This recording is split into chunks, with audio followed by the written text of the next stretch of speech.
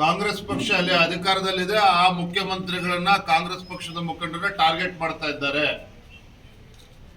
ಈ ಹೇಳಿಕೆಯನ್ನ ಇವತ್ತು ನಾಳೆ ಮುಖ್ಯಮಂತ್ರಿಗಳಿಂದ DK ಶಿವಕುಮಾರ್ ಇಂದ ನೀವು ನಿರೀಕ್ಷೆಯನ್ನ ಮಾಡಬಹುದು.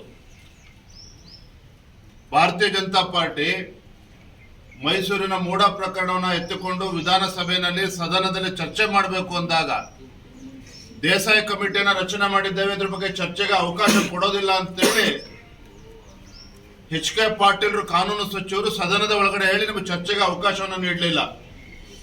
ಮುಖ್ಯಮಂತ್ರಿಗಳು ಯಾವುದೇ ಅಪರಾಧ ಆಗಿಲ್ಲ, ಮೂಡದಲ್ಲಿ ಹಗರಣ ಆಗಿಲ್ಲ ಅಂತೇಳಿ ಬಹಿರಂಗವಾಗಿ ಹೇಳಿಕೆಯನ್ನು ಕೂಡ ನೀಡಿದ್ರು.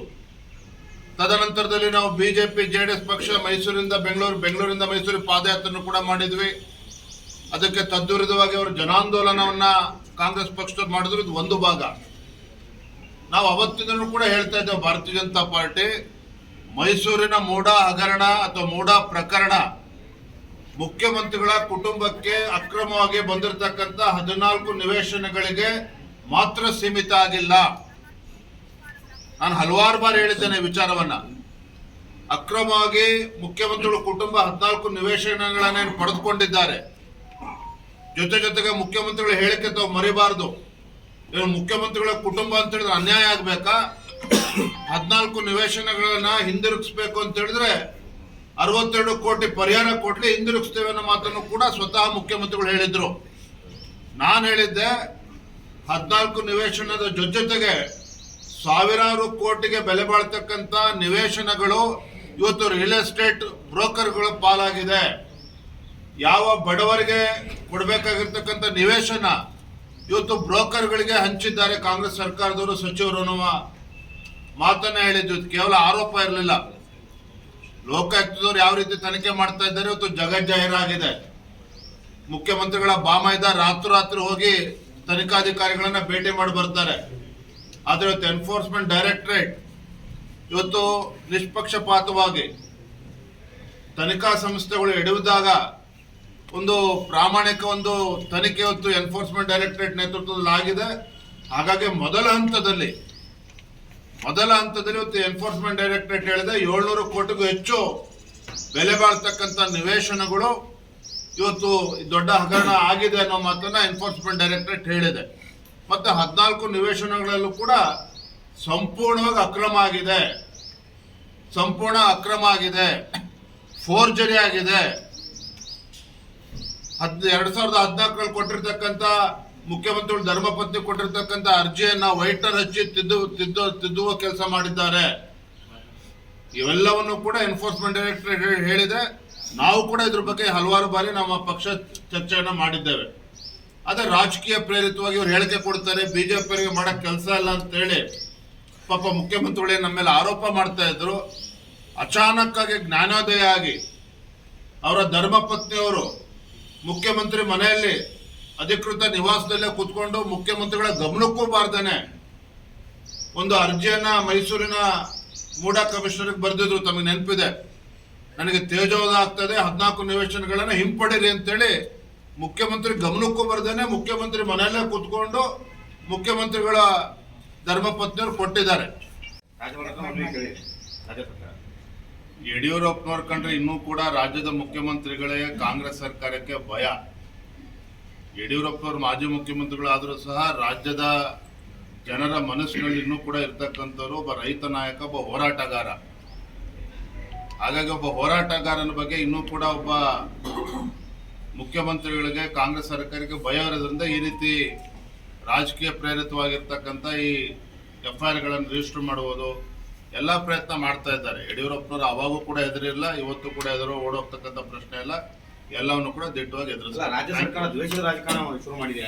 ಇಲ್ಲ, ಇದ್ರ ಬಗ್ಗೆ ಅನುಮಾನ ಏನಾರ ಇದೆ ನಿಮ್ಗೆ? ನಮ್ಮ ಟೀಮ್ನವರೇ CM ಆಗ್ತಾರೆ ಅಂತ ಮುಖ್ಯಮಂತ್ರಿಗಳು ಅವ್ರ ಬುಡಕ್ಕೀಗ ಭ್ರಷ್ಟಾಚಾರ ಪ್ರಕರಣ ಅಂಟ್ಕೊಂಡಾಗ ಈ ರೀತಿ ನಮ್ಮನ್ನ ಕಟ್ಟಾಕ್ತಕ್ಕಂಥ ಪ್ರಯತ್ನ ಮಾಡ್ತಾ ಇದ್ದಾರೆ. ಅದರಲ್ಲಿ ಯಶಸ್ವಿ ಆಗಿದೆ. ನಮ್ಮ ಟೀಮ್ಗೆ ಬರ್ತದೆ ಅಂತ ಯತ್ನಾಳ್ ಅವರು ಕಲಬುರಗಿಯಲ್ಲಿ ಹೇಳಿರೋದು. ಅವ್ರು ಒಳ್ಳೇದಾಗ್ಲಿ, ಅಷ್ಟು ಮಾತ್ರ ಸಂಬಂಧಪಟ್ಟಂಗೆ ಕೊಡ್ತಾ ಇದ್ದಾರೆ ನೋಡಿ. ಈಗಾಗಲೇ ಹೈಕಮಾಂಡ್ ಗಮನಕ್ಕೆಲ್ಲವೂ ಕೂಡ ಬಂದಿದೆ. ದಿನ ಬೆಳಗಾದ್ರೆ ಈ ವಿಚಾರವನ್ನ ಚರ್ಚೆ ಮಾಡೋದಕ್ಕೆ ಹೋಗೋದಿಲ್ಲ. ನೋಟಿಸ್ ಅನ್ನು ಕೂಡ ಕೊಟ್ಟಿದ್ದಾರೆ. ಅಂತಿಮವಾಗಿ ಕೇಂದ್ರದ ವರಿಷ್ಠರು ಏನ್ ತೀರ್ಮಾನ ಮಾಡ್ತಾರೆ ನಾವೆಲ್ಲರೂ ಕೂಡ ಬದ್ಧರಾಗಿರ್ಬೇಕಾಗ್ತದೆ. ಅಷ್ಟು ಮಾತ್ರ ಟೀಮ್ ರಾಜನಾಥ್ ಸಿಂಗ್ ಅವರನ್ನ ಮೀಟ್ ಮಾಡಿದ್ದಾರೆ ಸರ್, ನಡ್ಡಾ ಅವ್ರನ್ನ ಕೂಡ ಭೇಟಿ ಆಗ್ತಾ ಇದ್ದಾರೆ. ಮಾಡಲಿ ಅವರು. ಅಲ್ಲ ಪಾರ್ಟಿ ಡ್ಯಾಮೇಜ್ ಆಗ್ತಾ ಇಲ್ಲ ಸರ್.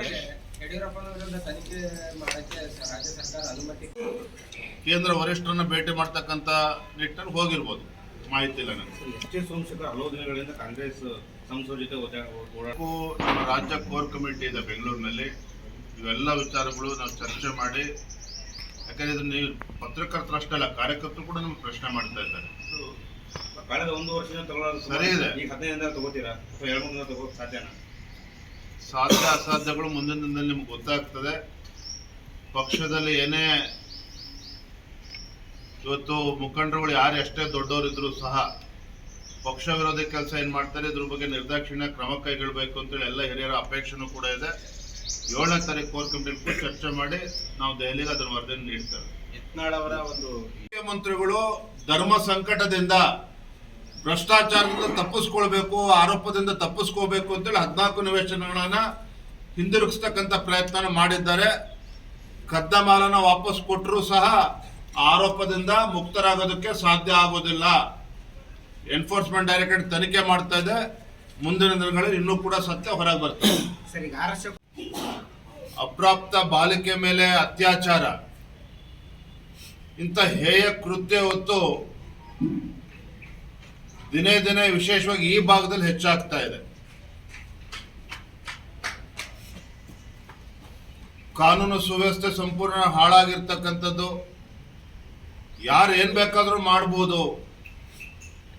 ಯಡ್ರಾಮೆ ಪ್ರಕರಣ ಇದು ಒಂದೇ ಅಲ್ಲ, ಅನೇಕ ಪ್ರಕರಣಗಳು ಇದ್ರ ರೀತಿ ನಡೆದಿದೆ. ಅದನ್ನ ಮುಚ್ಚಾಕ್ತಕ್ಕಂಥ ಕೆಲಸವೂ ಕೂಡ ಕೆಲವು ರಾಜಕೀಯ ಮುಖಂಡರ ಬೆಂಬಲದಿಂದ ಇದು ಆಗ್ತಾ ಇದೆ ಅನ್ನುವ ಮಾತುಗಳು ಕೂಡ ಚರ್ಚೆಗಳು ನಡೀತಾ ಇದೆ. ಇದನ್ನ ರಾಜ್ಯ ಸರ್ಕಾರ ಬಹಳ ಗಂಭೀರವಾಗಿ ತೆಗೆದುಕೊಂಡು, ಯಾಕಂದ್ರೆ ಈ ಭಾಗದ ಜನರಿಗೆ ಉಸ್ತುವಾರಿ ಸಚಿವರ ಬಗ್ಗೆ ಭರವಸೆನ ಕಳೆದುಕೊಂಡಿದ್ದಾರೆ. ಕಾಂಗ್ರೆಸ್ ಸರ್ಕಾರ ಬಂದ ಮೇಲೆ ಗುಲ್ಬರ್ಗ ಈ ಭಾಗದಲ್ಲಿ ಹೆಚ್ಚೆಚ್ಚು ಈ ರೀತಿ ಹೀಯ ಕೃತ್ಯಗಳು ನಡೀತಾ ಇರ್ತಕ್ಕಂಥದ್ದು,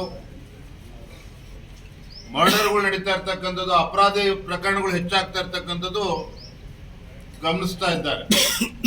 ಹಾಗೆ ರಾಜ್ಯ ಸರ್ಕಾರ ಇದನ್ನು ಗಂಭೀರವಾಗಿ ತೆಗೆದುಕೊಂಡು ಇಂಥ ನೀಚ ಕೃತ್ಯವನ್ನ ಎಸಗಿರ್ತಕ್ಕಂಥವ್ರು ಯಾರೇ ಆಗ್ಲಿ ಅದಕ್ಕೆ ಧರ್ಮ, ಜಾತಿಯ ಬಣ್ಣವನ್ನ ಲೆಕ್ಕ ಹಾಕ್ದೇನೆ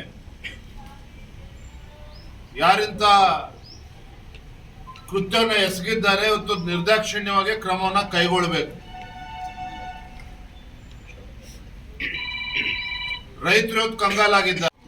ತೊಗರಿ ರೋಗಕ್ಕೆ ತುತ್ತಾಗಿದೆ. ಸುಮಾರು 6ರಿಂದ 7 ಲಕ್ಷ ಎಕರೆಯಷ್ಟು ಭಾಗದಲ್ಲಿ ರೈತರು ತೊಗರಿನ ಬೆಳೀತಾರೆ, ಬೇಳೆಗಳನ್ನ ಬೆಳೀತಾರೆ. ರೋಗಕ್ಕೆ ತುತ್ತಾಗಿ ಇವತ್ತು ಸುಮಾರು 2ರಿಂದ 3 ಲಕ್ಷ ಎಕರೆನಲ್ಲಿ ಬೆಳೀತಕ್ಕಂಥ ಇವತ್ತು ತೊಗರಿ ಬೆಳೆಗಳು ಇವತ್ತು ಸಂಪೂರ್ಣ ನಾಶ ಆಗಿದೆ ಅಂತೇಳಿ ಮಾಹಿತಿಗಳು ಸಿಗ್ತಾ ಇದೆ. ಪಾಪ ರಾಜ್ಯ ಸರ್ಕಾರ ತನ್ನ ಗ್ಯಾರಂಟಿಯಿಂದ ಜನರು ಬಹಳ ಸಂತೋಷವಾಗಿದ್ದಾರೆ ಅಂತೇಳಿ ರೈತರನ್ನ ಸಂಪೂರ್ಣ ಮರ್ತು ಬಿಟ್ಟಿದ್ದಾರೆ ರಾಜ್ಯ ಸರ್ಕಾರ. ಹಾಗಾಗಿ ರಾಜ್ಯದ ಮುಖ್ಯಮಂತ್ರಿಗಳಿಗೆ ನಾನು ಆಗ್ರಹವನ್ನ ಮಾಡ್ತೇನೆ, ಮಾನ್ಯ ಕೃಷಿ ಸಚಿವರು ಕೂಡ ಸಮಯ ಸಿಕ್ಕರೆ ಈ ಭಾಗಕ್ಕೂ ಬಂದು ರೈತರ ಸಮಸ್ಯೆಯನ್ನ ಅರ್ಥ ಮಾಡ್ಕೊಳ್ತಕ್ಕಂಥ ಪ್ರಯತ್ನ ಮಾಡಿ ಎಕರೆ ಕನಿಷ್ಠ 25,000ರಿಂದ 30,000 ರೂಪಾಯಿಗಳನ್ನ ಪರಿಹಾರವನ್ನ ರಾಜ್ಯ ಸರ್ಕಾರ ಘೋಷಣೆ ಮಾಡಬೇಕು.